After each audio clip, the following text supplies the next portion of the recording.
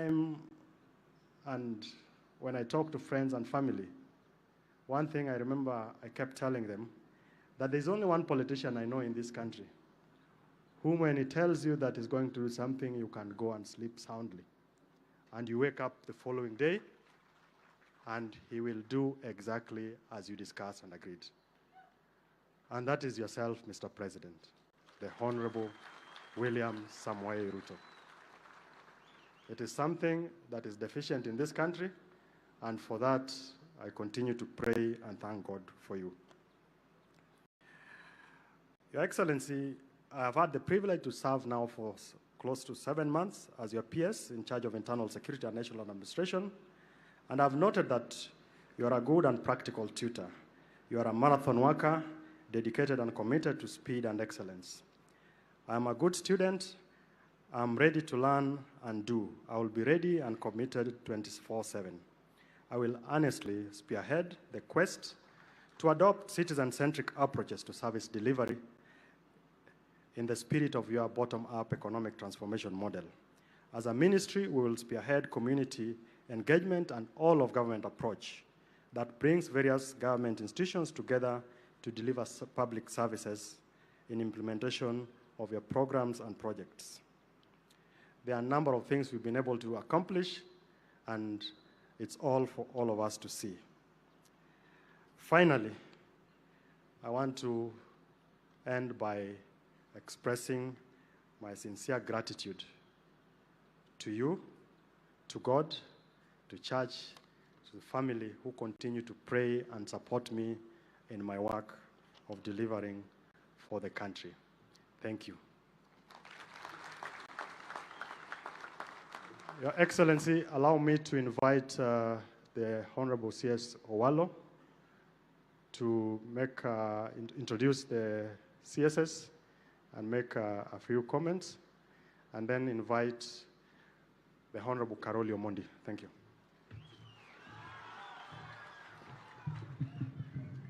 Thank you, my brother Raymond. Your Excellency, the President of the Republic of Kenya, Deputy President, and my cabinet colleagues, my role is very simple, to introduce the cabinet colleagues who are here today. Please, let's just take cue and also come here so that the congregation can see you.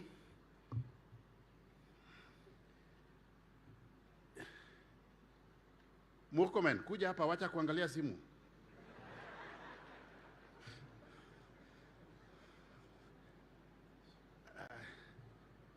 So I'll start with Professor Kindiki. Professor Kindiki works with PS Raymond in the Ministry of Interior. Yeah, he's our PS for CS for Interior. Madam Rebecca Mieno is the CS for East Africa Community. Madam Penina Malonza, our CS for Tourism. Bore Florence Achieng Bore is the CS for Labor. Our Secretary to the Cabinet, Madam Mercy. Our SG of the party, Malala. And then our Secretary for Women Affairs, Harriet Chikai, also in the Cabinet. Your Excellency, on behalf of my Cabinet colleagues, may I take this special occasion to sincerely thank you for having bestowed upon us an appointment of CS Interior in the name of Raymond Omollo. We have worked with Raymond closely, and there are several virtues we learned from Raymond: humility, commitment, honesty. Raymond is a team player. Raymond is a unifying factor. And he has made our work very easy in this region in the push or in the pursuit for our bottom-up economic agenda, Your Excellency. I want to state on this occasion, Your Excellency, that all of us who are serving in your government today, we have made an equivocal commitment to work with you in pursuit of your bottom-up economic agenda, because the people of this region, Your Excellency, have been in economic wilderness for the past 58 years. And for the first time since independence, we have gotten a government where we have got a sense of belonging, Your Excellency.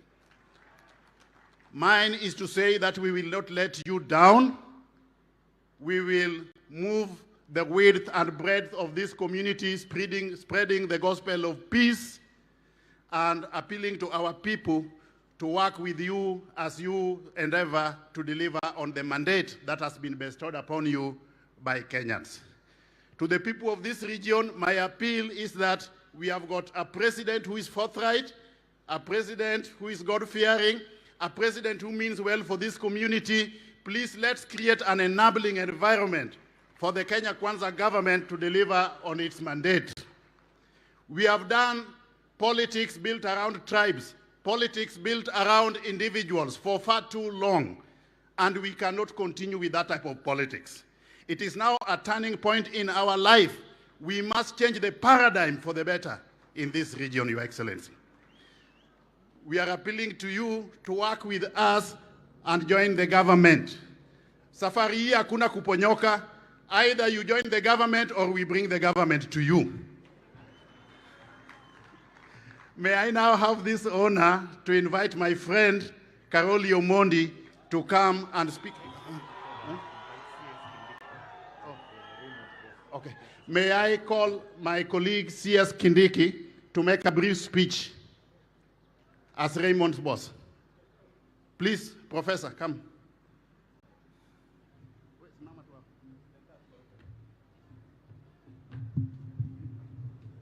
Mheshimiwa Rais wa Jamhuri ya Kenya, Dr. William Ruto, Mheshimiwa Naibu wa Rais Rigathi Gachagua, mawaziri, ndugu yangu na rafiki yangu Raymond na familia, wahubiri na wananchi na viongozi wote, amjamboni, Bwana asifiwe.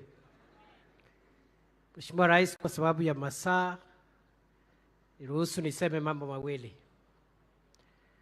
Jambo la kwanza ni kushukuru Raymond kwa kutuleta kanisani na kushukuru wahubiri kwa kutuhubiria, kwa sababu tumenufaika kukua hapa kama viongozi na kama watu ambao tumetoka sehemu mbalimbali.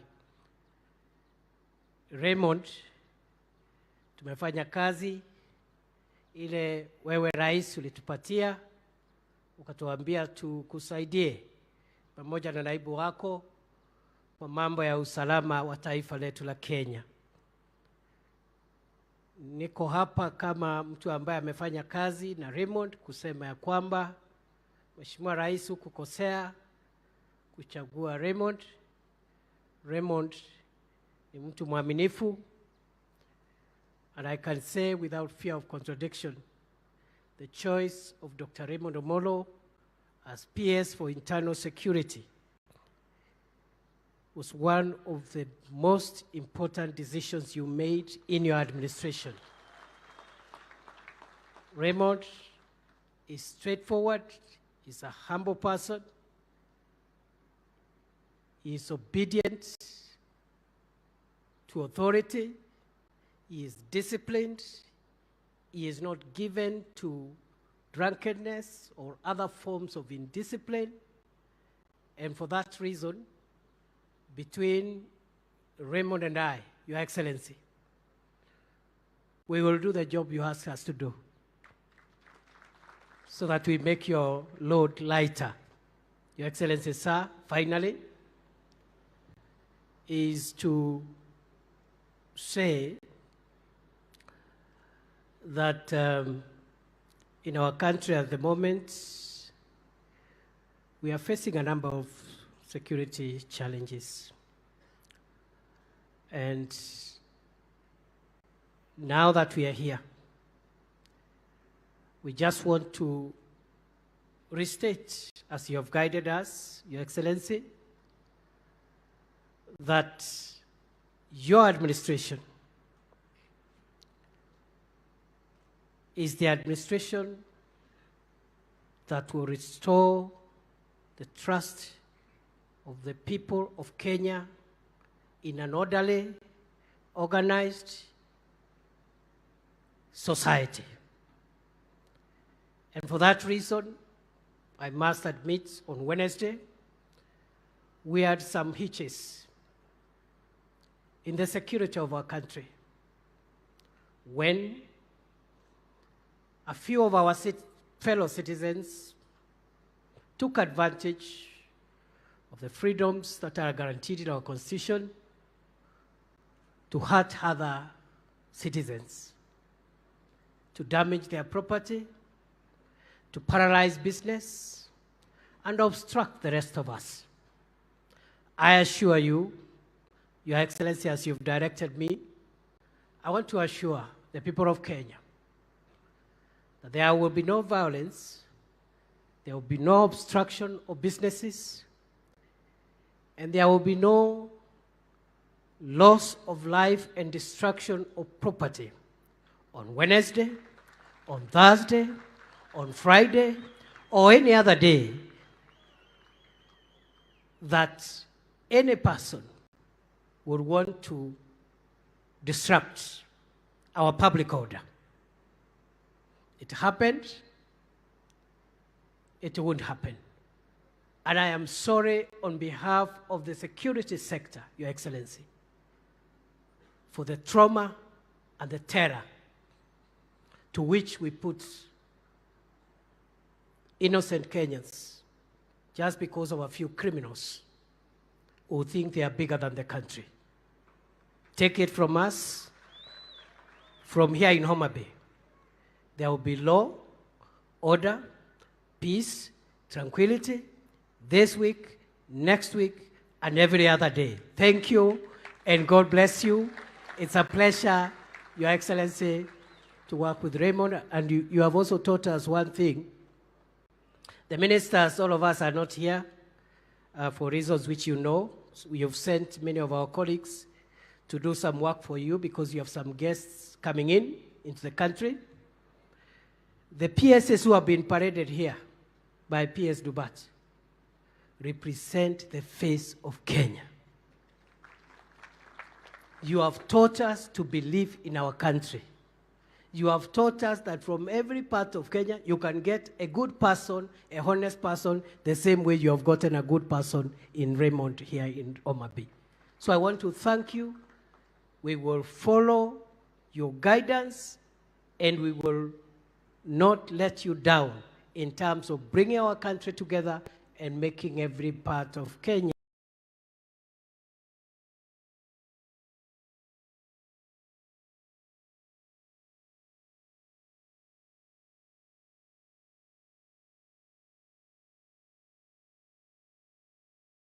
to feel appreciated.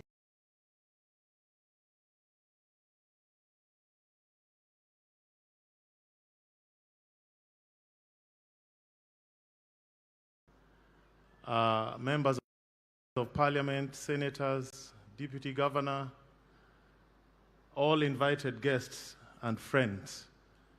Jokanyana muntie. Untie. Urwako jotelo mubiro limo wa. Ero urukamano. I have a very small task this afternoon, which is to recognize various people and then to invite about 4 people to speak here. So that is why I'm carrying a folder today so that I don't forget anybody. Let me just begin by recognizing some of the people who are with us here. We have about 12 members of Parliament. They will be introduced at the appropriate time by the majority whip, but I'll invite 4 to speak. We have 3 senators also who are present. We have a deputy governor, and we have other guests here. We also have the Suba Council of Elders. I'm sure they are somewhere at the back there, led by the Elder Peter Odede. We also have a lot of former elected leaders who are here, from councillors to MCAs. We also have former MPs. We have Mheshimiwa Obura, we have Mheshimiwa Pesa, we have Mheshimiwa Anyanga, we have Mheshimiwa Osele, we have Mheshimiwa Gumbo, we have Mheshimiwa Ugindo, we have Mheshimiwa George Theuri, and we have Mama Phoebe Asio. the matriarch of Homa Bay County, somewhere there. We also have former senators, Mheshimiwa Uta. We have Mrs. Nyamunga also amongst the guests here. We have some elected MCAs who are here, and Mheshimiwa Daima, Uchieng Daima. We have elected MCAs who are present here amongst us. We have ODM members who are present here, including various chairmen and officials. We have UDA members who are here.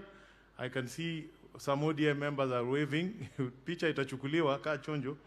We also have, yes, we have several guests who are here. And before I invite them, maybe I should just tell, I saw my friend Honorable Nelson Belgut, from Belgut, Nelson Koech. Mheshimiwa Nelson, when you are here from Belgut, you are at your auntie's home. You may not know. Rachwonyo, you've heard of that name. He had 5 wives. The youngest was a lady from Belgut. And he was very protective of her. He used to make sure the young boys didn't look around. Alikuwa naweka yeye karibu sana. That is the matriarch of the Kanyipir people you see here, including Raymond Omollo. Those are your relatives. With those few remarks, let me now take this opportunity to invite Dr. Evans Kidero to make a few remarks. Yes.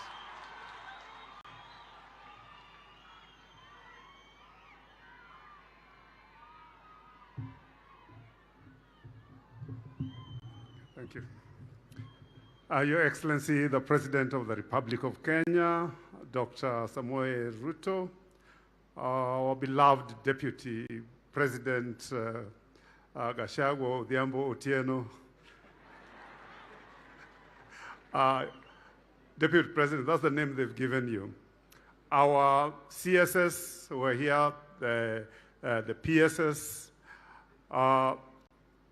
the person who's made us be here today, our friend, our son, Dr. Raymond Omollo, the dignitaries who are here, and the church led by our president, Dr. Misiani, and Homa Bay Ruto Untie, Umor, Urwako President, Urwako Gachagua, Ugone gi erokamano kuom limowa kendo miyo Raymond tich mondo ti kode gi tich maber. Ji duto morwako President oting'anele. Your Excellency, they've welcomed you, and on their behalf we thank you. But first of all, we thank God. And we thank God for you because God gave you to this country, this great country of Kenya, so that you can add value, make a difference. And because of you, you've given us, Raymond, to work with you. So we thank God, but we also thank you. We thank you because today is the 4th time that you visited Nyanza. I remember when you became president, it was Homa Bay was the first place you ever visited. Then you came again in January, Mr. President. Then you came again sometimes in March when you went to Kisii, and you went to Kuria. And today you are here. It is love and fathomed. It is commitment on your part. And as you said when you visited us, that Kenya must be one, Kenyans must work together, and Kenyans must move forward together. We are aware that you became president at a very, very difficult time in the world economy, in the global economy, because things were going south. And whatever difficulties we've had is just not in Kenya, it's across the world. But Mr. President, we like your fortitude, we like your commitment, because he said, when you're in a hole, especially an economic hole, you stop digging, you come out. So as people of Homa Bay, we want to urge you, pale uko ndio tuko. And there are people who probably haven't seen the signs, but things have changed. Jomanigi wangi mondo ne. Jomanigi wangi otimango.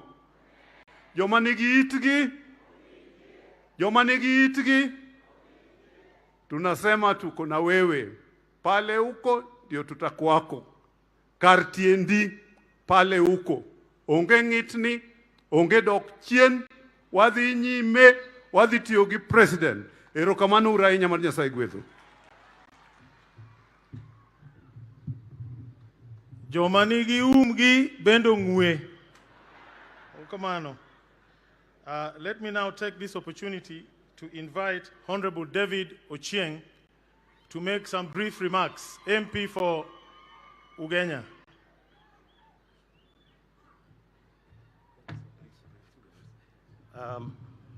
To Your Excellency the President of the Republic of Kenya, Dr. William Samoei Ruto, to our friend Dr.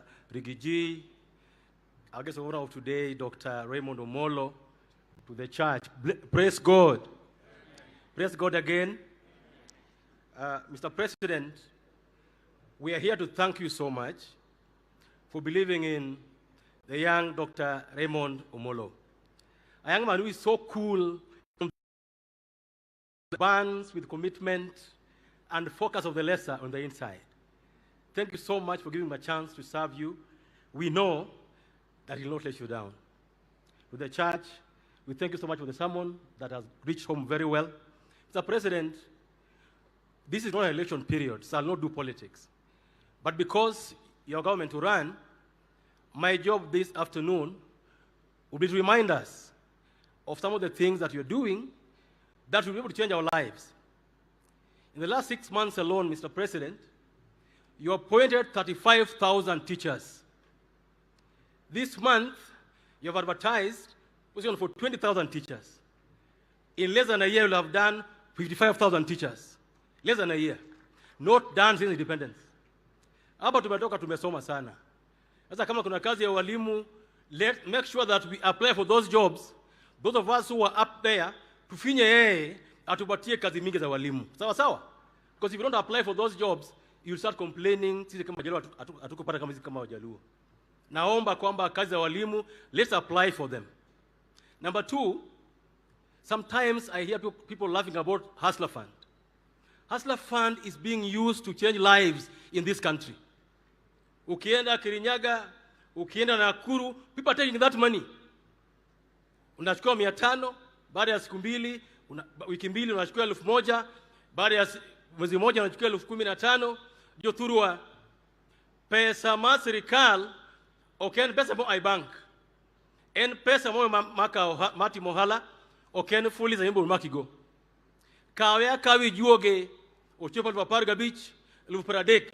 Kana hido lalkode kan luparadek ta luprangwen kucha. Koso kamano. Mane kwa dwaro. Okikawa lupapara beach Canada, ila alkode ko jupo 50,000. Eka konyo Uganda. Maradek. Very importantly, Rais nimewambia tu kwamba Hustler Fund mzuri sana, wachukue watumie kwa biashara. Ya muhimu sana ni kwamba 3 months ago, serikali ileta mbolea mingi sana. In the coming days, bado watakuwa na mbolea. Our people, I want to request you, register as farmers so that mbolea ikikuja unapata. Na hii sio kama ile ya msimu mwingine. This time round you're allowed to pick as many bags as you can pay for. So in future when the planting comes, juzi nimekuwa na rais kule Elgeyo Marakwet na Bungoma.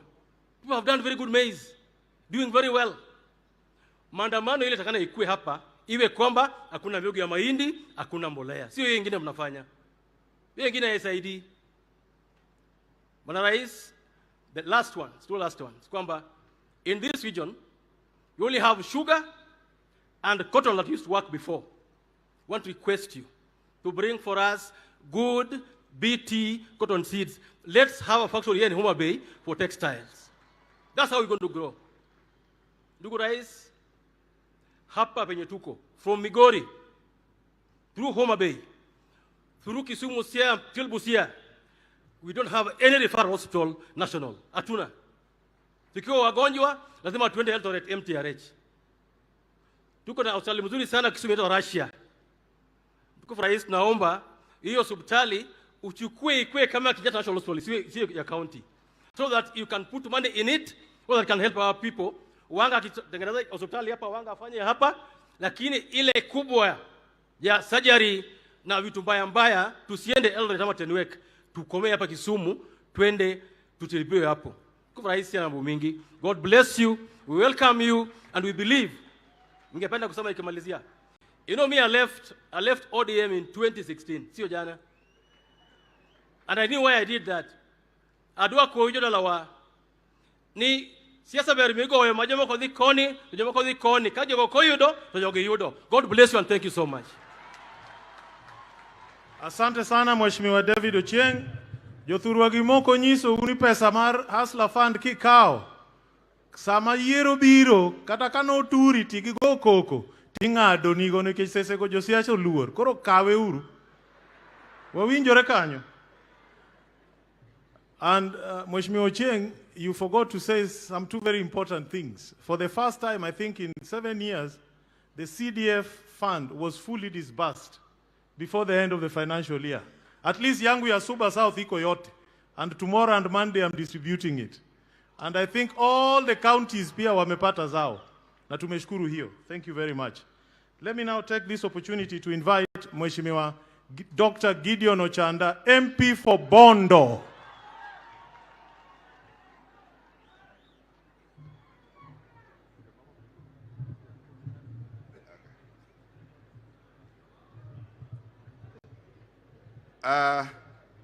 Your Excellency, the President of the Republic of Kenya, together with your deputy, allow me to observe the protocol as it is, and because of time, please, I want to say a few things. Number one, Your Excellency, in investing, definitely in investing, any investor looks forward to a return on investment. You can only reverse that with magnanimity or a totally different vision. And Your Excellency, being here demonstrates to us that you can reverse the whole issue of return on investment with magnanimity and a clear vision. And that is exactly, even with the 30% that Hesbon was talking about that you got from Omollo Primary School, Raymond is PS Interior. Thank you very much. Thank you very, very much, Your Excellency. That is magnanimity.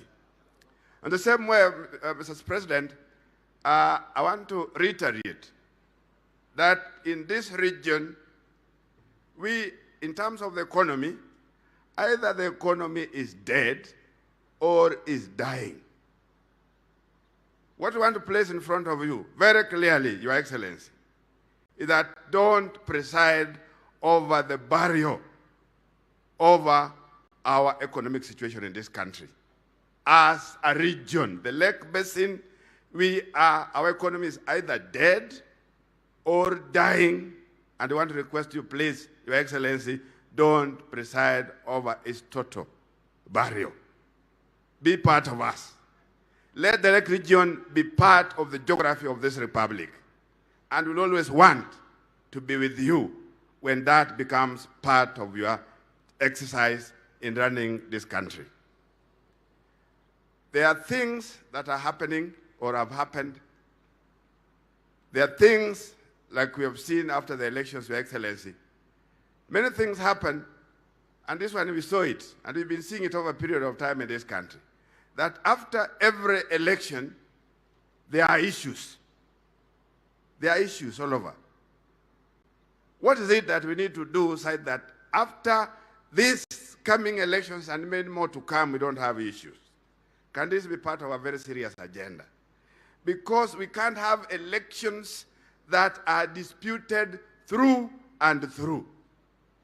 We can't have elections that now what we are seeing this time around, you know, like in football, like we've been saying, when the game is on, when there are issues, you bring in the VR. You are seeing a VR being brought after 6 months. What kind of a game that is? Nimipiro se rumo bang do jawchel ekakoro okenwa ngoa VR. The money was now the result after 6 months. How can election be like that?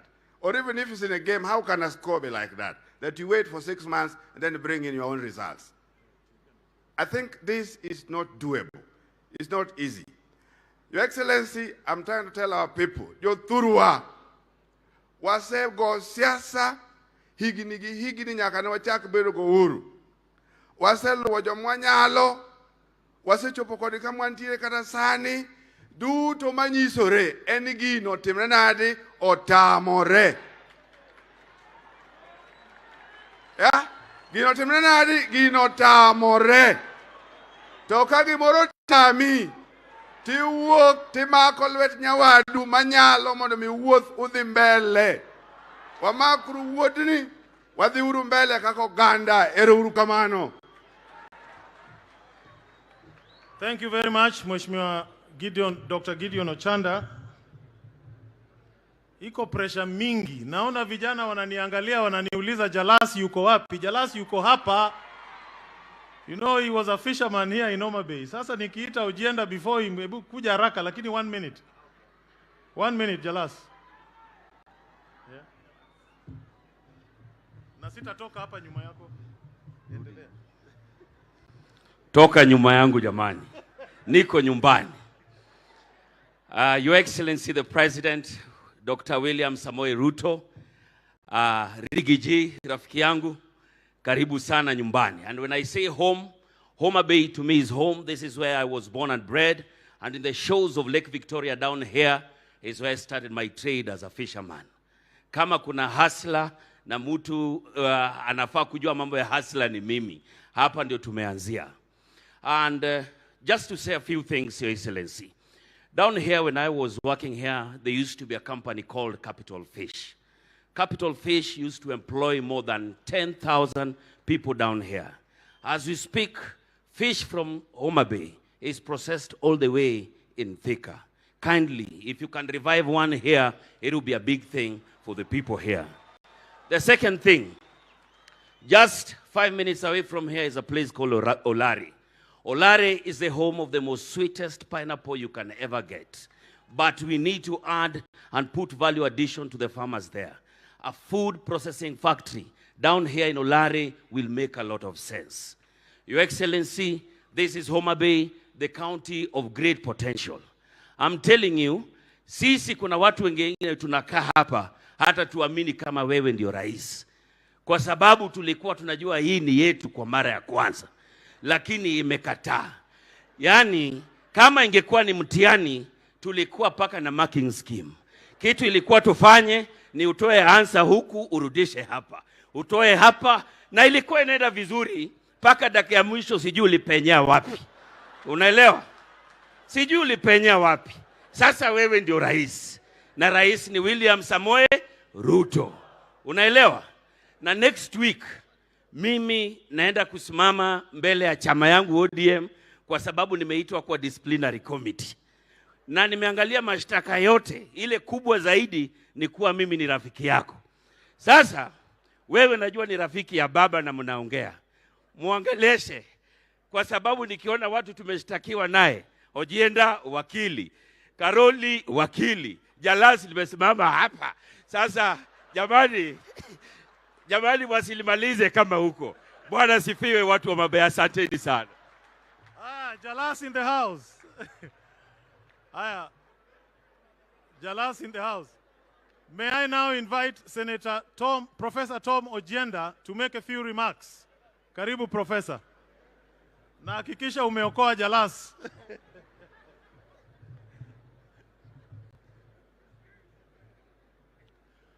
Your Excellency Dr. William Samoei Ruto, the Deputy President Rigathi Gachagua, Head of Civil Service, President Mr. Felix Kosgei, CSS President, PSS President, Honorable Members of Parliament, and of course those who have come to join us in this function. Ebu mnisalimie kwa juu hivi. How many of you welcome the President to Nyanza? Asanteni sana. Na wapi watu wa Kisumu? Nionyeshe mikono watu wa Kisumu. Karibuni. Your Excellency the President, I want to say two things. Of course, number one, Jalas, don't worry, I am your lawyer. And when I'm your lawyer, you are safe. We'll go through the process together. Your Excellency, we appreciate your visit to this region. We appreciate you because we know that your choice of Dr. Raymond Omollo as PS Internal Security will bear fruits for your ministry. I'm in a special position because the CS Internal Security, Professor Kindiki, has been my friend of over 10 years. So I know that he's a capable man because I know that I published a book with him some time back on maritime security. He's a good mind. Your Excellency, this afternoon, I just want to say this, that we belong to another party, ODM. And I think as members of the opposition in this hall, the 6 of us who are elected, we occupy a special place because we are a demonstration that your government is doing great things to Kenyans and to this region, and that is why we have chosen to deliberately work with your government. And there's no apology about that. There's no apology about that. And Your Excellency, Article 38 of the Constitution gives us power to draw that conviction and to work with the government because we know that once you are elected, you shall serve this country for the next 5 years. Or is it 10 years? I think for the next 10 years. The leader of majority is here, and he knows that we have continued to deliver in Senate for the people of this republic. And even when there were flare-ups in Sondu, I spoke to Aaron Cheriot, my leader of majority, and I told him that we need to make a concerted effort to make our people live together because the border town of Sondu is the intersection for Homa Bay County, where we are today, Kisumu County, and Kericho County. And we see no cause why people should wrangle over boundary because any person living a boundary must learn to love their neighbor and to live together. It is a task we have undertaken to continue. We shall convene, Aaron, we shall talk to the elders in Nyakach, in Kericho. We shall bring them together and we shall seek the help of the PS Internal Security so that we gel the communities together and we continue living because we see nothing unusual because these are communities that have lived over the years and continue to intermarry. So, Your Excellency, we have the full confidence in your administration. We have the full confidence that you will guide this country. And we have the full confidence that even those who continue to complain, Your Excellency, believe that you are leading this country in the right direction. Your Excellency, I want to welcome you to Kisumu. We now have the Mamboleo Moroni Road that is on course. We have the Soin Dam where works are about to commence. We thank you that your agenda of development will make the people of this region see that you stand for delivery of results. And that is what we want for this country. And you mean the best for this country. How many of you agree with me? How many of you? So let us work with His Excellency. Let us support your government. It is our commitment that we shall support your government as we continue to lead this region. Thank you, Your Excellency, and God bless you. Hata mimi nitasema machache kabla sijatoka hapo kwa jukwaa. One, Your Excellency, is to sincerely thank you for the hand of friendship that you have extended to us. We have been in various political formations with you, on and off, but when you assumed power, you welcomed us for the simple purpose to help bring development to our people. That is the friendship that we have. I don't remember you asking us to join UDA or to change our political parties, but just engaging us on the issue of development for our people, and we are very grateful. However, it has led us to holding the sharp end of the knife, but we are ready for it because we believe courage is one virtue which if you don't have, then all the other virtues are nonsense. And on this, we will fight like the gladiators of Rome. We will enter this ring with the words, Lord, let me win. But if I cannot win, let me be brave in my attempt. Tuko tayari, be assured. Finally, kuna watu wengi hapa wanakutarajia in other places. We have people from game here. who would like to hear, unaenda kwao lini? Watu wa Game wako hapa. Watu wa Bondo wako hapa. Watu wa Suba wako hapa. I don't want to make any date. I don't want to make any statement. Your Excellency, tell us ni siku gani unakuja huko. Those 3 areas, vile tulipanga, tumalize vitu zetu za kimaendeleo. Otherwise, we welcome you. Do not have any fear. Rudi na rudi tena. Na sisi tumeshika hiyo kisu na itatukata. We have enough experience. Tunajua vile tunajipanga hata sisi. Asanteni sana Jothuru wako goje welo, Raymond Omollo, Solicitor General Mose, CS Machogu, CS Owalo, PS Kombudo, GPS Morati. Those are our people from Nyanza. We are behind you. Fanyeni kazi na wananchi and on behalf of the President. Asanteni sana, Mungu awabariki. May I now invite Mheshimiwa Silvanus Osoro, Majority Whip, kijana kutoka South Mugirango. Karibu sana.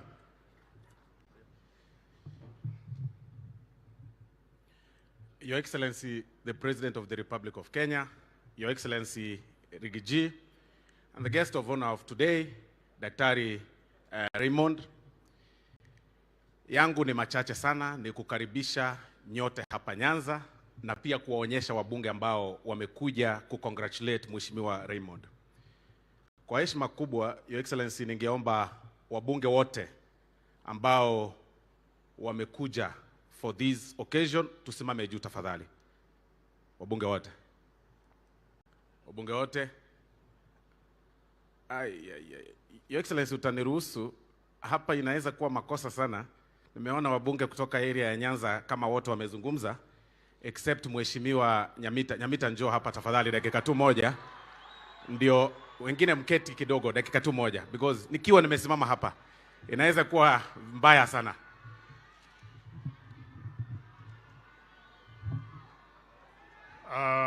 Asante sana Mheshimiwa Osoro.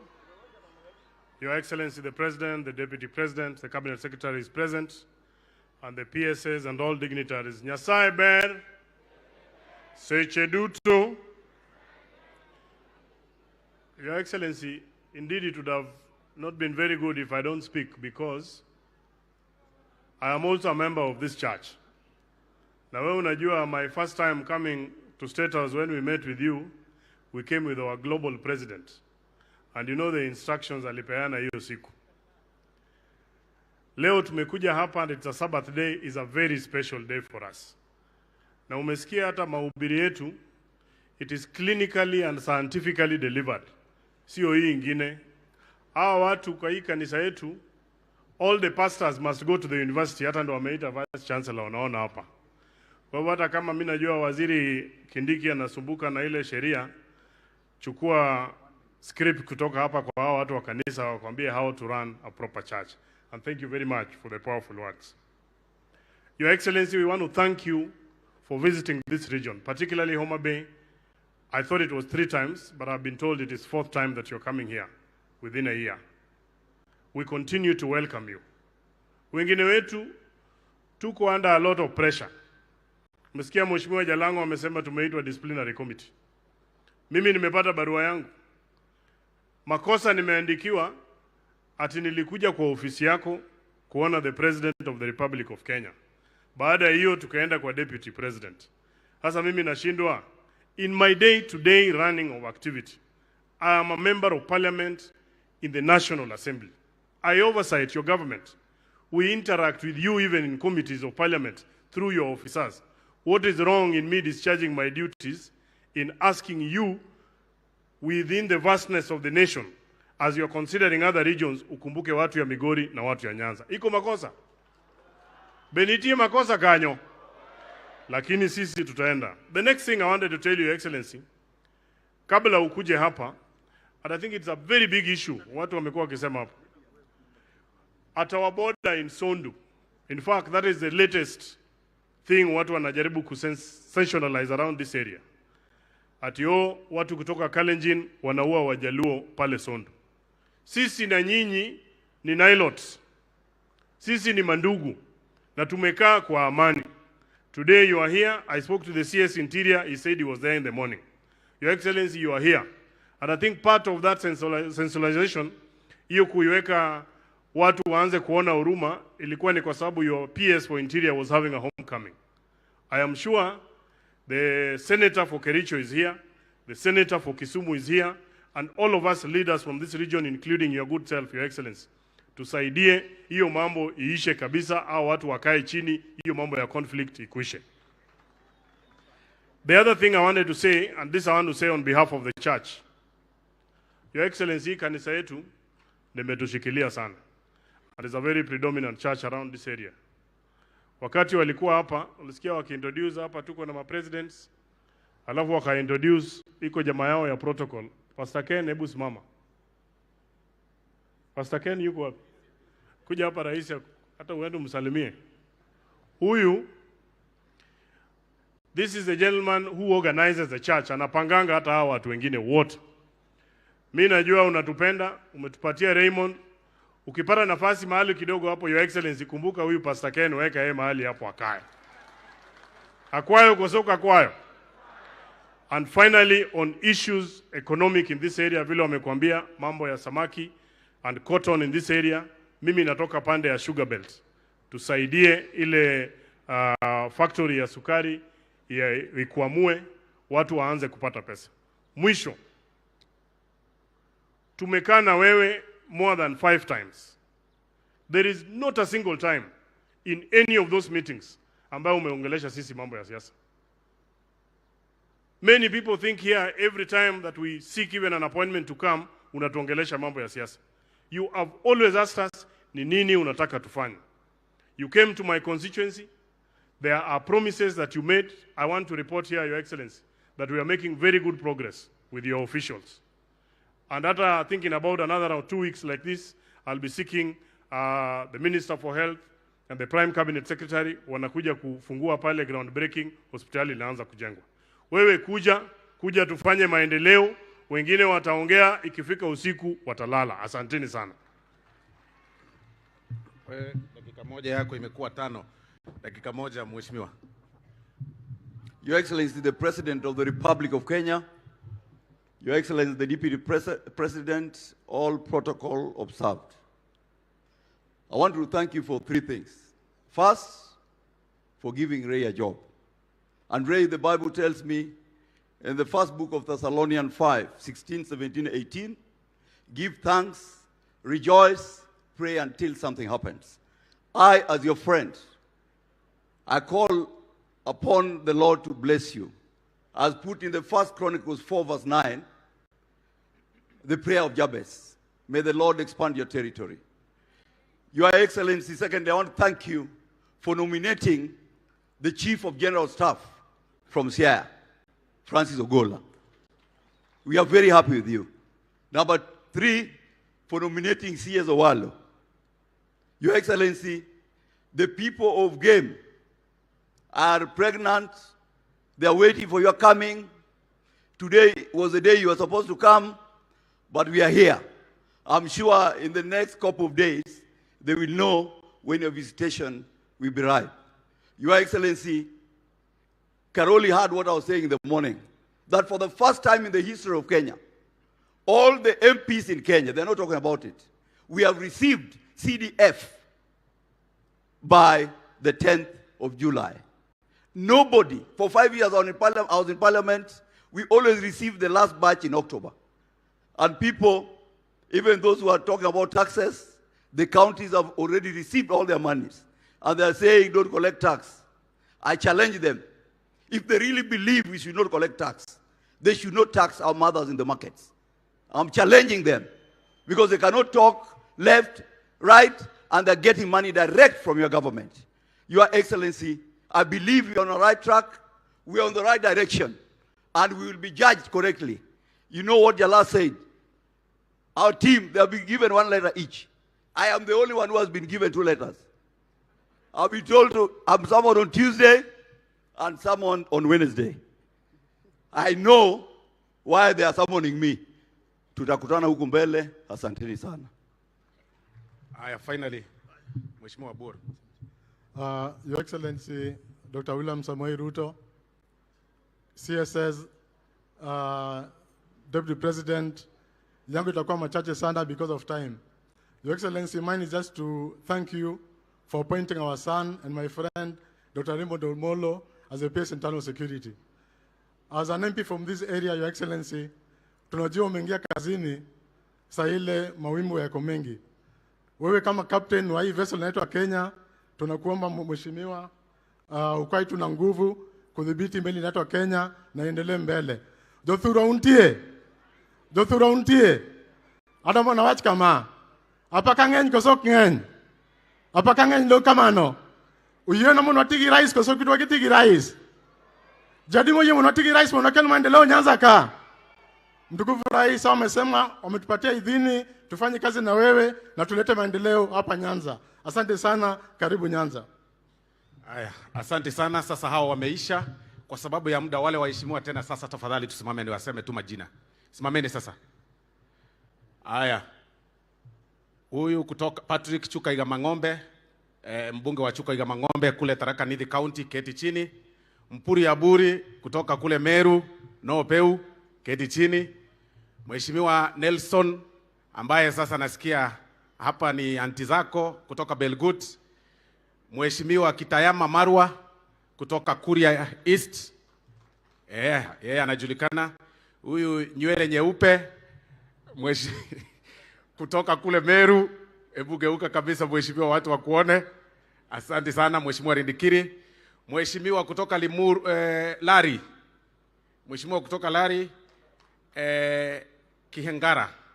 Kahangara. Asante sana, keti chini. Mheshimiwa Didoraso kutoka Marsabit. Asante sana. Mheshimiwa Tongoyo na introduce wa mwisho huyu Mheshimiwa Hussein, yes, kutoka kule mwisho northeastern, the other part. Sasa Mheshimiwa Tongoyo ndio chairman wa security committee, Your Excellency. Yeye ndio walifanya vetting kwa Mheshimiwa Raymond, wakasema ya kwamba is fit to hold public office na wakampatia kazi. Kwa hivyo Mheshimiwa Tongoyo, wave wa kuone unafanya kazi vizuri pamoja na wenzako. Your Excellency, niseme kwamba hii area yetu ya Nyanza, because watu wengi usema Nyanza, wanasahau sisi kama jamii pia kutoka sehemu ya Kisii, tuko ndani ya Nyanza. Hii area yetu yote ya Nyanza, tunataka kukushukuru sana kwa heshima sana. Kwa sababu ya zile vitu ambazo na zile appointment ambazo umetupatia.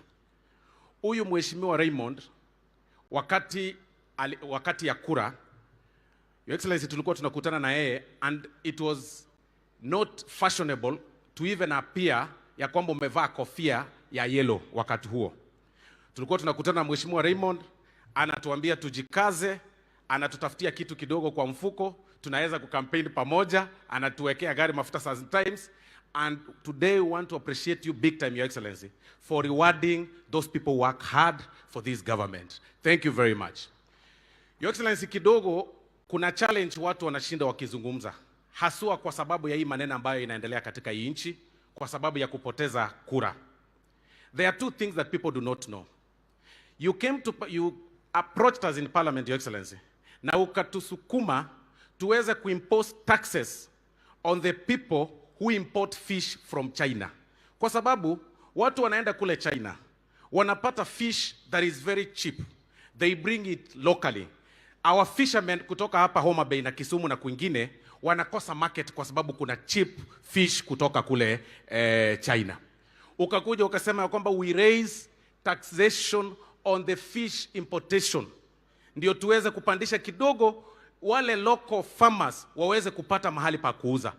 That cheap importation of fish ndio ili cost watu wa hii area, factory industry ambayo ilikuwa hapa ikafungwa kwa sababu hakukuwa na market ya kuweza kuuza fish cheap ilikuwa inakuja. Tunakushukuru sana. Lakini kuna maneno kidogo, Your Excellency. When you look at Mheshimiwa Raymond, kuna watu wanamwangalia, wanaona kwa sababu yeye ni mpole, kwa sababu yeye ni humble, kwa sababu hana maneno mingi, anaenda kanisani, wanamdharau zaidi. Wanaona ya kwamba hata wakiandamana hizi area zote yeye ndiye anaweza umia. Your Excellency, tunakuomba ujue ya kwamba watu wa hii area hawana ubaya na wewe. Ni element tu kidogo ambayo inatumwa kwa barabara kuja kuangamiza watu wengi ambao wanakusupport. Most of these people support you from the entire region ya Nyanza, and we support you hizo mipango zote ambazo umeweka, mipango za Hustler Fund, hata hii ya walimu ambayo inakuja, tunakuomba kwa heshima, barua nyingi pia zikuja hii sehemu, ndio watu wetu pia waweze kupata kazi. Kwa hayo mengi na machache, Your Excellency, wacha nichukue fursa hii nialike the majority leader wa Senate aweze kuzungumza machache. Asante. Your Excellency the President, William Ruto, Deputy President Rigathi, viongozi, chief guest wa siku yetu ya leo ambaye tumekuja kumshabikia Dr. Raymond Omollo together with your family, wakaaji wa Kanyipir na Homa Bay kwa jumla. Naomba niwasalimie Jothuru wauntie, Nyasaye ber, sechete. Asante, ningeendelea zaidi na Kijaluo lakini His Excellency the President atapotea kidogo. Anataka asikie kila kitu ile mimi nasema. Your Excellency, kabla nizungumze, kuna senators ambao wamekuja kumpatia mkono wa baraka ndugu yetu Raymond Omollo who are here. I just want to request them to stand, just like our colleagues in the assembly, about 2 or 3 of them. I've seen one, that is Senator Methu from Nyandarua County, just wave. Thank you. There were others, probably they left with the team that has left earlier. Your Excellency, I'll be very brief. Ya kwanza, nataka nimpe pongezi huyu Dr. Raymond. Dr. Raymond, many people have said very good things about you. And I cannot contradict them. Because knowing you as a person, I can give testimony kwamba the things that people are saying on this podium are true about you. Many times, people only say good things about people when they are dead. But I want to tell you the truth, that the people that have spoken here represent the truth about who you are as a person. The only thing I didn't know, but it is in line with your character. I was wondering why you are such a resolute person. Sikujua ni kwa sababu wewe ni wa hii kanisa ya wa Adventista. You know, Adventists are very resolute and once they are decided on something, that is the direction they take. That is why Your Excellency Raymond, many people may have forgotten that this Raymond was a CEO in the previous administration, or Lake Basin Development Authority, at a time when it was very unpopular to even become friends with you and talk to people like us. But Raymond used to be an occasional visitor. Us, and even in the run-up to the general election, many people asked him, are you not fearing, Raymond, that in the event that maneno ya siasa iende vile watu wengi walikuwa nafikiria pengine itaenda, that you will be jailed? He said, my fate is in the hands of God. And true to that faith, we are here to celebrate you, Raymond, because of that, being a man of great faith. So I celebrate you, my brother. We wish you well. Mimi nimeleta mkono wa baraka from the people who serve with you in the Senate to tell you that we shall support you, we shall work with you in all the work and the duties that you do. Wewe count on our support. Mwisho, Your Excellency, nikaribia kumalizia. Nimwambie tu huyu Raymond. Unajua saa nyingine watu wanaweza zungumza hapa siasa, waseme ni kama unajua hapa Homa Bay pengine rais akupata kura mingi zaidi ama kitu kama hiyo. You know, Your Excellency, as a politician, you are the sum total of all the people that made you who you are over the years. Sio kura moja peke yake inaamua who you are. I want to remind you, Your Excellency, that before 2007, many people did not know you in this country. But you went around the country as a staunch member of ODM, hii chama ambaye imezungumziwa hapa. And these people of Homa Bay voted for ODM to the last man. It is courtesy of their votes that you formed government, became Minister for Agriculture, and that became the platform upon which the people of Kenya knew of your abilities. Kwa hivyo sasa ile wewe unapanga mambo ya Kenya, ujue hawa watu wa Homa Bay ni shareholders kwa success yako pia. Wasikumbushwe tu ile kura ya juzi peke yake. They made a contribution. Mimi nilikuwa nasema hivyo so that also Raymond knows, because Raymond is a Christian. Raymond, when you go to sleep today, read Acts chapter 1 verse 8. It speaks about being a disciple and a witness. Na inasema unaanzia Judea to Samaria before you go to the rest of the world. Hapa Kanyipir and Homa Bay, this is your Jerusalem. This is where you're supposed to start all the good works. As you sit on your beautiful desk in Harambee House, my friend, ukipanga vitu ya Kenya mzima, kama hakuna kitu mzuri ya Kanyipir, Kama hakuna kitu mzuri ya watu wa Homa Bay, usipitishe hiyo makaratasi, my friend. Unanisikia vizuri Raymond? I give you permission because sisi ndio tuna oversight kama bunge. Tukikuja tuambiwe hii vitu ilikuwa inatoka OP na ni kama Raymond aliweka mkono mzito kidogo ikaelekea Homa Bay. Kwani iko makosa gani? Si kila mtu kuna pahali ametoka, kama mnasema aje watu wa Homa Bay. Kesho saa ile wanaandika polisi, wewe gawa hakikisha imeenda Kenya, lakini pia ikuje baka hapa Kanyipir. Jaza askari wa polisi hapa baka mtu akifikiria kwenda maandamano anastuka peke yake. Sababu kijiji mzima imejaa polisi. Ama mnasemaje? Si ni hivyo? Kwa hivyo Raymond, that's why I've come. Unajua Your Excellency, pole nimetetea watu wa Homa Bay sana. Unajua tumeambiwa na Hesbon. Hiyo Belgut tunasikia wanataja I come from Belgut. Kwa hivyo nikiwa hapa mimi niko Kawaya. Yaani niko kwa Kawaya. Si ndio? Kwa hivyo wacha hao ni cousins wangu, wacha niwatetee kidogo. These are one people. We will live together. Hii challenge ambayo iko hapa ya siasa kidogo, hii ni mambo ya wadosi tunapigana huko juu tu kidogo. But as a people, even that challenge ambayo tuko naye pale Sondu, it's just a few criminal elements who are taking advantage of the political situation. But I want to appreciate what you, Raymond, together with your CS Kindiki have done. You have landed there today and you have given firm instructions to your security team. Kwamba wahalifu wao ambao wanachukulia advantage ya hii political situation washikwe ili our people continue to live peacefully. Sondu has been a peaceful town. Growing up as young people in this region, that was our biggest town ambayo tulikuwa tunajua. Watu wa Homa Bay, Kisumu, Kericho, that Sondu is where we used to beat to do trade and business. Sisi tunawapatia maziwa, hawa wanatupatia jambi na maisha inaendelea. Hii upuzi kidogo ambayo imetokea, tafadhali CS Kindiki, PS Raymond, maliza ili watu wetu waishi pamoja kwa amani. Mwisho tu, Your Excellency, huyu Ochanda mentioned something very special and I will be remiss if I don't mention it. He said that as president, please remember, as you plan the economic revival of this country, make sure that the Lake Region Economic Bloc is part of the regions that you'll revive. And I celebrate because in the plans that you have made, this Lake Region is part of the plans that you have talked about. Huyu Osoro ameguzia mambo ya the maritime and fishermen economy, that we put excise duty on anybody who wants to import fish in this country. I know even for a fact, it is not a disputed fact in this country that in any part of this town, the best carpenter kwa any town in this county, hata kwa kina Rigiji kule Nyeri, kwetu Kericho, are people from this part of the country. And what have you done about it? You have made sure that it is not possible anymore that we continue to import furniture while we have our carpenters here in the country, to protect that industry. I celebrate you. Those are part of the good things that are in the finance bill, which unfortunately, because of all the lies na hii makelele ambayo iko hapa, watu wengi hawatajua. Please keep on working hard and ensure that as you revive Kenya, revive the Lake Region Economic Bloc as well, Your Excellency. That's my humble request on behalf of my Kawayas that I'm speaking in front of today, Your Excellency. Nataka kufikia hapo, sasa nichukue fursa hii, nimwalike Deputy President wetu, the Honorable Rigathi Gachagua, aje azungumze na watu wa Homa Bay. Tumpigie makofi Deputy President wetu anapopo anakaribia. Welcome, Your Excellency. Thank you.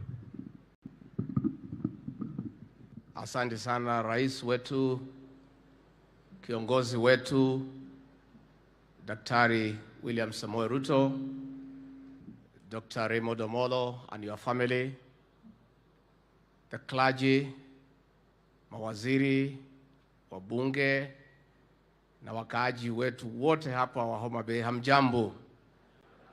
God is good and all the time. Munisalimie kwa hewa. Bwana Yesu asifiwe. Rais wetu, yangu tu ni machache sana. Kwanza, Mheshimiwa Ochieng amesema mimi ni dokta. Na mnajua mimi ni mtu ya kusema ukweli. Najua sasa, najua Mheshimiwa Ochieng anaona mimi nakaa karibu na Dr. William Ruto na Dr. Raymond Omollo, anafikiria mimi pia nimekuwa daktari. Ukweli ni kwamba masomo yangu iko chini kidogo. Si ni mzuri kusema ukweli? Na ndio mimi najua mimi ninaelewa mambo mingi, hata kama sijasoma sana, niko na network kidogo. ukija area hii kama ujui Kiingereza vizuri, ongea Kiswahili. Kwa sababu the place to test your command of the English language is here. Sasa ndio umeona kina Professor Kindiki wanaongea, wacha mimi nikae hapo kwa Kiswahili. Kwa sababu ninaweza jipata kwa matatizo. Your Excellency, tunataka kusema tumefurahi sana kufika hapa kwa ibada ya shukrani, kumshukuru Mwenyezi Mungu kwa yale mema ametendea huyu Dr. Raymond Omollo. Huyu kijana wenu, mimi nataka nitoe hakikisho ya kwamba tukifanya kazi pale na yeye na rais, hapa ako kidole, nako sawa. And Your Excellency, we don't want to praise Dr. Raymond Omollo because he is here, but we just want to be truthful. Among the many choices that you made in your government, Your Excellency, the choice of Dr. Raymond Omollo as PS Interior was right and spot on. He has brought objectivity in that office. This guy is calm, cool, and collected. Hana kiburi, hana maringo, hana uchochezi, and he has redefined the office of the PS Interior. He has brought sobriety. He has brought honor and dignity to that office. His predecessor, the man he replaced, was full of abuse, arrogance, was scheming bad things against leaders and the people of Kenya, and that office had become the symbol of fear and oppression to the people of Kenya.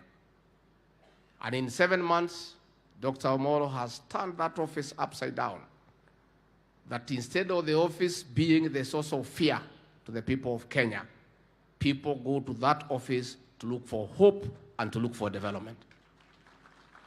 And I want to encourage you, Dr. Omollo, kanyangia hapo. Mimi naangalianga naona mbali kidogo. Huyu kijana hapo mbele mambo yake naona iko sawa. Ningeomba mumuombe. Mtamuombea? Hold him in prayer. And we want to thank the church, his parents, his ancestors, his siblings, and the people of this village for good upbringing. Sisi tunajua mtu amelewa vizuri. This young man has been brought up well, and we want to say thank you. Na anasaidia rais, na mimi mwenyewe ananisaidia. I am very happy. In one time, Your Excellency, you have asked me to do something when you are away. When I talk to PS Omollo and he says, consider it done, it is as good. And therefore, we all enjoy working with him. Kwa hivyo, mimi sitaki nisidi kupita hapo. Ningetaka kuambia nyinyi, huyu rais kwa appointment ya huyu Omollo alinichenga kidogo. Si mnajua mimi ndio custodian ya shares katika hii serikali. Muko na habari? Sasa rais aliniita akaniambia, wewe kwa hii kuna kijana moja nataka kuchukua pahali, na ile kiti mimi nataka kupea yeye, usilete ile list yako ya shares kwa sababu ataanguka. Hii nikubalie tu tafadhali, because this is marafiki. For this one, don't apply that formula because he will not make it.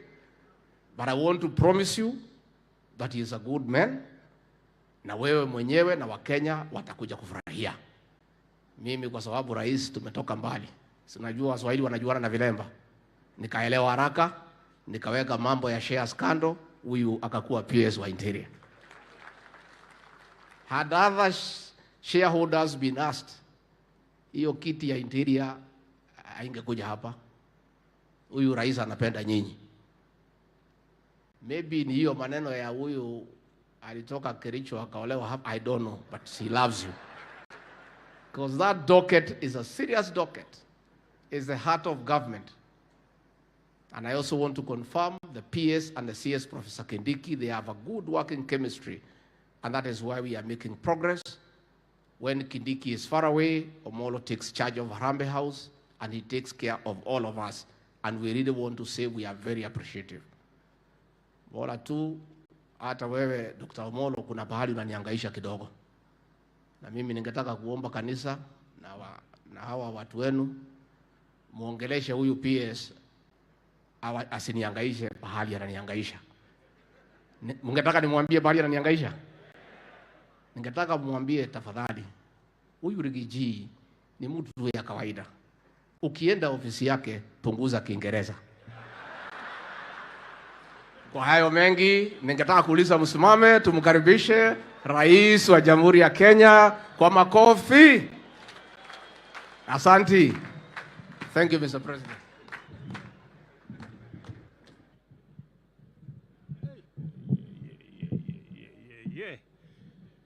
Asanteni sana, tafadhali tuketi chini. Thank you very much. Asanteni sana.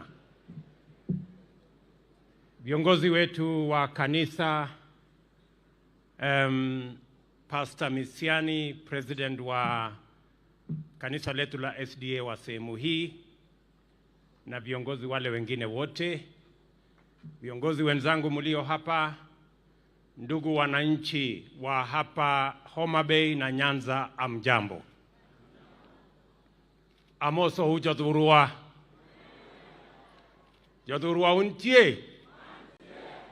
Jadhurua umor.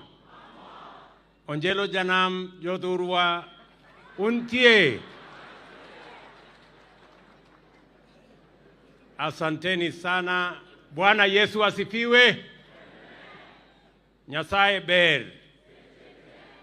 Sejete duto. Oh, very good. Naona mnaelewa maneno. Kwanza mimi nataka nichukue nafasi hii nimshukuru Mungu kwa kutupatia nafasi tufike Homa Bay kwa mara nyingine tena. Nataka niwashukuru nyote, na zaidi tumekuja hapa katika ibada ya shukrani kwa sababu ya huyu kijana wenu Raymond Omollo ambaye ni Principal Secretary katika ofisi ya Rais. Nimekuja hapa kuwapatia pongezi na shukrani watu wa Kanyipir hapa, watu wa Karachonyo, watu wa Homa Bay, watu wa Nyanza kwa kunipatia huyu kijana shupavu anisaidie katika kazi ya usalama. Pongezi Raymond for the opportunity you have to serve the people of Kenya. And I have said to all your colleagues and to you that you have an opportunity to serve the people of Kenya, and I am confident because I have worked with you in the past, and for the last almost 8 months, you have demonstrated that indeed you deserve the responsibilities that you have today. Pongezi sana, na mimi nataka niwahakikishie watu wa familia yako, watu wa hapa Karachonyo na watu wa Homa Bay kwamba Raymond is a resolute professional and he is doing a wonderful job at the office of the president. Mimi vile vile nataka niwahakikishie vile nilikuja hapa Homa Bay, na mimi najua sio kawaida. Watu wamesema nimekuja hapa Homa Bay mara 4. Na ni kweli, na sio kawaida. I know that it is not ordinary. It is not what people expect. It is not normal. In fact, we are upsetting the status quo. Watu wengi wamezoea ile siasa ya zamani.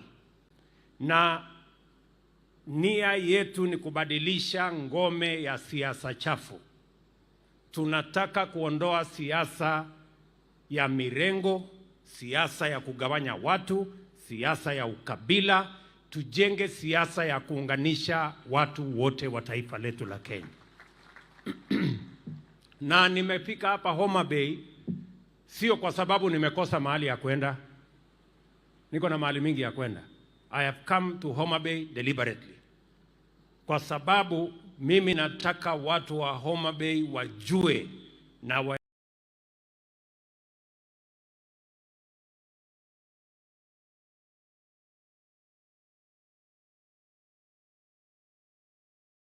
kwa mpango ambayo haiwachi wa Kenya wengine nyuma. We are going to make sure that no part of Kenya, no section of Kenya, no community in Kenya is left behind as we march forward as a nation. Hii safari ilianza hata kabla ya uchaguzi. Mnajua kabla ya uchaguzi nilikuja hapa Homa Bay nikiwa natafuta kura. And I am probably the only other presidential candidate in a campaign who has come to sleep in Homa Bay.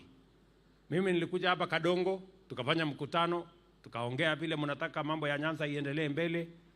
Nikakuja nikalala hapa Homa Bay. Hapo watu wengi walikuwa wananiuliza, wewe unafanya nini huko kwa Homa Bay, huko hakuna kura?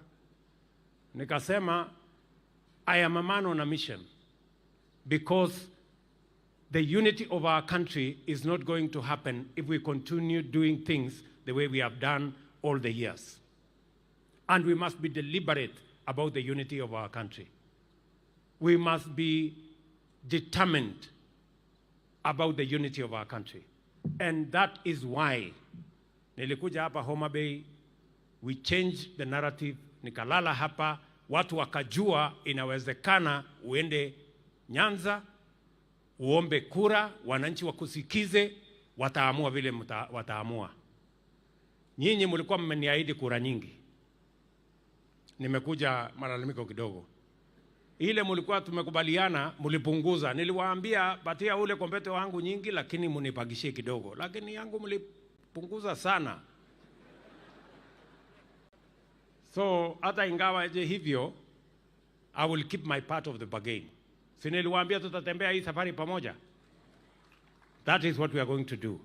Jambo la pili, I am doing this because we want to change the politics of Kenya.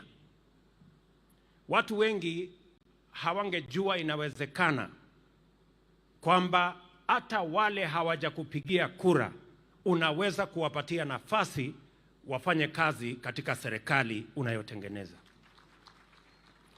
Watu wengi walifikiria kwamba kiti ya Principal Secretary ya Interior na Coordination of National Government ni ya wale watu ambao wamepiga kura kwa wingi kwa hiyo serikali. That is not the case. I deliberately appointed this young man because I wanted to break the jinx that always these positions belong to certain places. Vile vile, wakati nilipata nafasi ya kuappoint CDF wa majeshi yote ya Kenya, I appointed a son from Nyanza because of two reasons. Number one, because of his competence. And number two, because he came from this region. And I wanted to demonstrate to the people of Nyanza that they too belong to this country and they too deserve any position that they can merit. Nyinyi mnanielewa?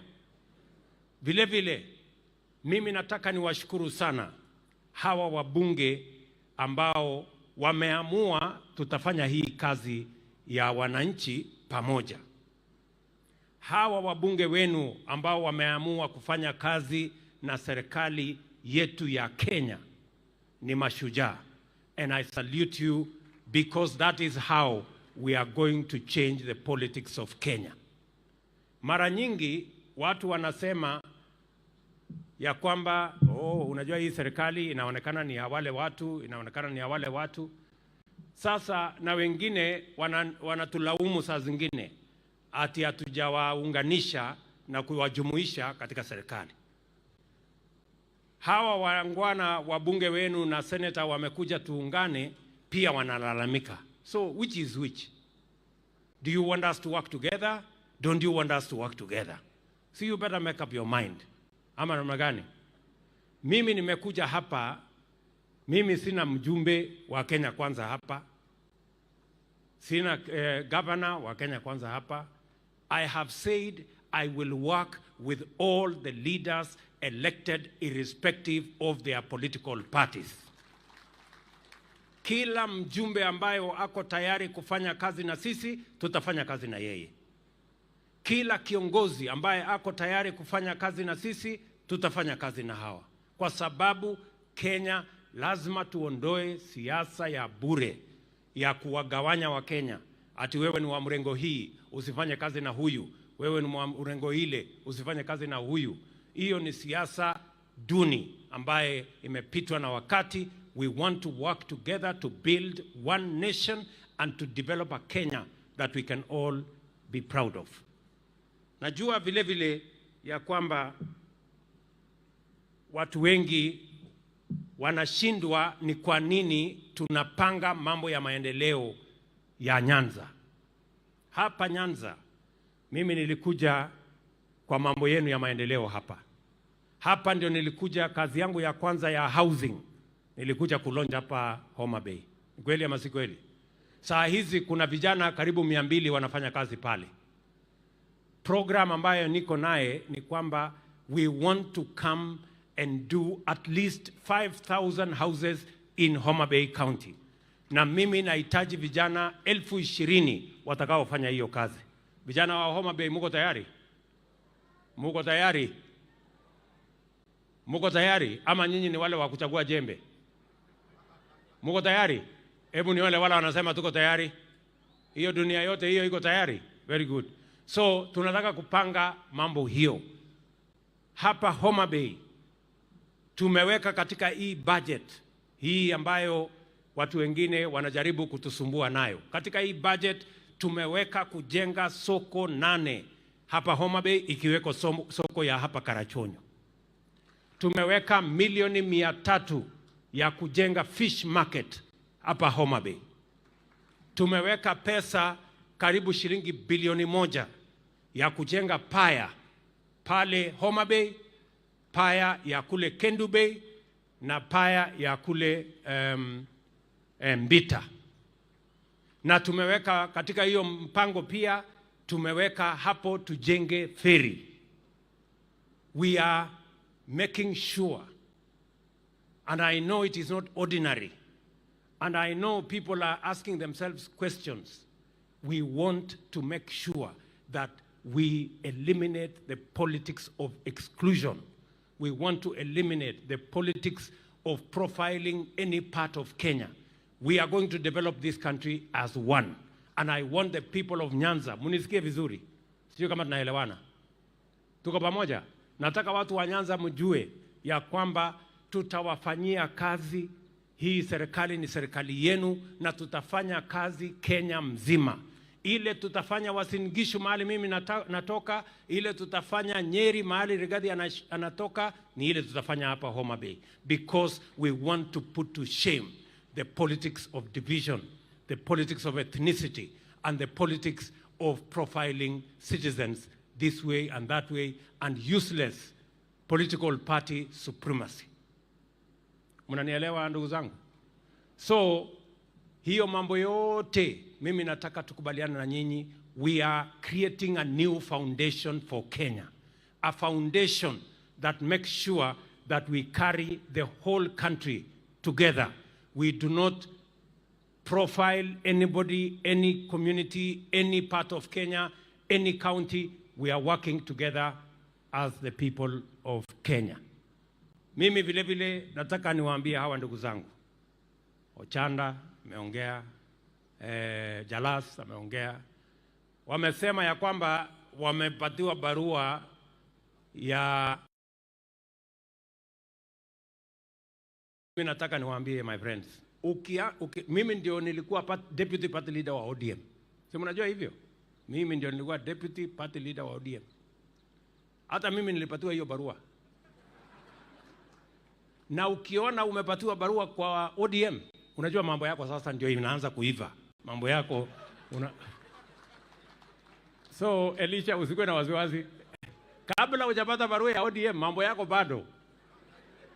If you know how to go forward, vile ya kufaulu kwa siasa, ni upata barua ya ODM. Bas, mambo yako hiyo ya disciplinary hiyo. Hata mimi nilipelekwa kotini na ODM wakajaribu kunifukuza. Tukasumbuana kotini, mtakuja niwaambie vile ya kupanga maneno. Tukasumbuana kotini 5 years, ikaisha, tukaendelea, mimi nikakuwa deputy president. So iko shida iko wapi? Sijui kama tunaelewana. So you guys relax. Hiyo ni siasa tunaelewa na ni siasa tumepitia, and I just want to tell you that is the journey of leadership. So don't worry about that whole maneno. Mimi nataka niwaeleze hivi watu wa Homa Bay. Poleni, sitachukua muda mrefu kwa sababu kesho tuko na wageni wengi wa Africa Union ambayo wanakuja Kenya. Tuko na nchi karibu 15 marais na viongozi tofauti wanakuja Kenya. Mimi nataka niwaambie hivi, ndugu zangu. Now it is time ya kupanga vile ya kubadilisha Kenya. Hii msukosuko kubwa hii mnaona iko Kenya is because we want to do things differently. Na kuna vile watu wamezoea. Wanataka mambo iendelee vile imekuwa ikiendelea. Umaskini inaendelea kukabili wananchi. Wananchi vijana wengi hawana ajira. Saa hizi wananchi ama vijana 5 milioni hawana ajira. Wanataka tuendelee na kukopa madeni. Saa hii madeni imerundikana imefika trilioni 9. They want us to continue the same way. That is why you find there is a crisis in Kenya. Because there are people, reactionaries, who do not want us to change Kenya for the better. But I want to promise them that change is happening in the Republic of Kenya. And we are not going back. Nyinyi mnataka turudi nyuma ama tuende mbele? Mimi nataka niwaambie ndugu zetu, hatuwezi kurudi nyuma, tunaendelea mbele. Na ndio sababu mwaka huu tumeajiri walimu 55,000, the largest ever done by any administration since independence. And it is because I stand here as president today, not because I come from a prominent family, but because I got the opportunity to go to school like all other children of Kenya. And I want that opportunity to be available to the child of every citizen of the Republic of Kenya. That's why education is important. Katika budget yetu tumeweka bilioni 650 kwa mambo ya elimu. Na tumeongeza budget kwa mambo ya elimu because we are all told, and Raymond mentioned, that education is the greatest equalizer. I am telling the people of Kenya from Homa Bay that we have put a proper plan to make sure that all our children go to school and they find teachers to teach them. And that is the reason we have hired 55,000 teachers in 1 year. That is why we have allocated 5 billion shillings to make sure that 4 million of our children who cannot go to school because there is no food, that we will have a school feeding program so that even the children of pastoralists who ordinarily would not go to school will also have an opportunity to go to school. We have also changed the funding structure so that every child, especially children from poor families, can get 100% scholarship, either in Tibet or in our universities, so that we can make sure that the children of everybody have a chance to go to school. Number 2, in this budget, we are deliberate about creating jobs. It has never happened in Kenya. That is why many people are confused. Because watu wamezoea tunatengeneza tu budget mwaka hii. In fact, mtu mmoja alikuwa ananiuliza, hii finance bill umetoa wapi? Kwa sababu watu hawajazoea kusikia ati kuna kitu inaitwa finance bill. For the first time in Kenya, watu wamejua there is something called finance bill. But this finance bill has been there since independence. But this is the year we have had a conversation about taxes, about finance bill, because we want to change the nation, and change doesn't come easy. Nyinyi mnanielewa jameni? So, mimi nataka niwaambie hivi, we are deliberate about creating jobs. Vijana tuko nao Kenya ni vijana karibu 500,000 hawana ajira. Ni kweli ama si kweli? Mimi nataka niulize hapa Homa Bay, kwani vijana wenu wote wamepata ajira? Si vijana wengi hawana ajira? And we must be deliberate about creating jobs. Jobs will not happen. Haiwezi tu kutokea hivi. Lazima kuwe na mpango. Tumepanga vizuri. Huyu Eliud Owalo, tumepanga na Eliud Owalo, hata saa hizi tumefungua ICT ya hii shule. Saa hii tunaweka fiber optic kutoka Kendu Bay mpaka hapa kwenu. Because we want to create digital jobs. Tunataka kila ward iwe na digital hub, mahali vijana wanaweza kupanga ajira ya, wanaweza kufanya kazi Marekani wakiwa hapa Kanyipir. Wanaweza kufanya kazi anywhere. That is one. Number 2, tumesema vile vile tunapanga ajira kupitia mambo ya manufacturing. Na hiyo manufacturing, nyinyi mmesema kwa mfano kulikuwa na mahali inaitwa Capital Fish. Si namna hiyo? Mnajua ni kwa sababu gani Capital Fish ilifunga? Ni kwa sababu tulianza kuagiza samaki kutoka nje, samaki ya Homa Bay ikakosa soko. What have we done this year? Tumesema tukienda mbele, hakuna samaki itatolewa kutoka nchi za nje. Hakuna samaki itatoka nchi nyingine. Samaki tutatoa hapa Homa Bay kwa hii Lake Victoria, na wavuvi wetu, vijana wa hapa, watakuwa ndio wanaendesha hiyo biashara. Na ndio sababu tumeweka milioni 300 hapa Homa Bay kuweka soko ya samaki. Nyinyi mnanielewa?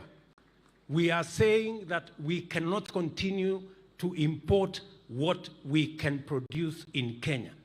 Tumeweka ushuru kwa mambo ya samaki, kuzuia samaki zitoke nje, vijana wetu wapate ajira kwa biashara ya samaki. Tumeweka ushuru mambo ya furniture. Tumeweka ushuru mambo ya steel. Tumeweka ushuru mambo ya cement. Because all these products, we can manufacture them in Kenya. We need to expand the manufacturing capacity in our country so that we can create jobs, we can create wealth, we can add value, and we can eliminate hunger, create opportunities for the young people of our country. Mimi nauliza nyinyi watu wa Homa Bay, munataka tuzalishe ajira Kenya ama munataka tuimport vitu kutoka nje, vijana wetu wahangaike barabarani bila ajira? Si tutengeneze vitu hapa Kenya? Wale wanapinga finance bill wanataka tuendelee kuagiza samaki mpaka siku gani? Wanataka tuendelee ati kitanda. Wacha niwaulize watu ya Homa Bay. Kitanda na meza na kiti, ati tunaenda China, sisi tunaenda Marekani ati kwenda kununua. Kwani kitanda iko na engineering kiasi gani ambayo ya kutengeneza? Si ni mbao, randa, nyundo, msumari na kitanda iko tayari? Na ndio nimeambia hawa watu, kama kuna mtu anataka kununua sijui kitanda kutoka nje, shauri yake, lakini kitanda tutatengeneza na watu ya Homa Bay. Mimi pale Karen nilitengeneza na chama moja wa Homa Bay kiti mzuri sana. Hata ndiye alinimotivate, nikasema hakuna haja ya kununua tena anything from outside, itatengenezwa na vijana wetu wa Homa Bay. In any case, mimi nataka niulize wale viongozi wanasema ati wanapinga ati tuendelee kulete furniture kutoka nje. Niwaulize, what do they expect the hundreds of thousands of young people we are churning out of our TVETs, what do they expect them to do? Wanataka waende watafute kazi wapi? Si ni lazima tuwapangie ajira? That's what we are going to do. Vile vile tumekubaliana ya kwamba mambo ya cost of living, we must deal with it decisively. Unga ni ya muhimu.